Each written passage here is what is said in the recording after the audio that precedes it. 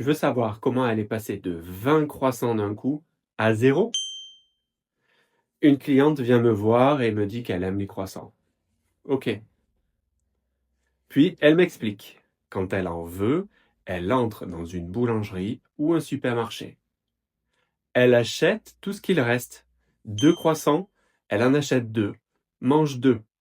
12 croissants, elle achète 12 croissants, mange 12. 20 croissants, elle en achète 20, mange 20. Alors je lui demande, qu'est-ce qui vous amène? Vous voulez que je vous aide à passer à 40? Elle répond non, c'est l'envie d'arrêter. Une part de moi veut arrêter, mais c'est plus fort que moi. Je lui raconte que moi aussi, avec les cookies, parfois j'entends une petite voix qui dit « Reprends des cookies » et j'en prends 1 ou 2. Puis une autre petite voix qui me dit « Pense à ta ligne ». Chez elle, c'est pareil. Un petit ange lui dit « Arrête les croissants, prends soin de ta santé ». Et un petit diable lui souffle « C'est l'heure des croissants, vas-y, défonce tout ».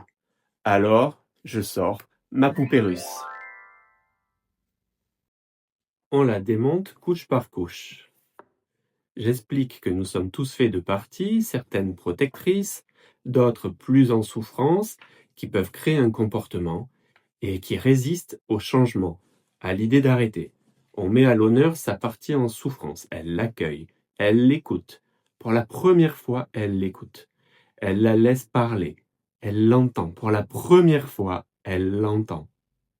Pour la première fois, elle la comprend. Alors s'est passé ce qui devait se passer. Et c'est ainsi qu'elle s'est libérée des croissants. La plus grande partie d'elle prend soin des plus petites à l'intérieur. Et avec l'hypnose et des méthodes comme l'analyse transactionnelle, se passe ce qui doit se passer. Et toi, quelles sont les petites voix qui te soufflent des comportements compulsifs ou obsessionnels?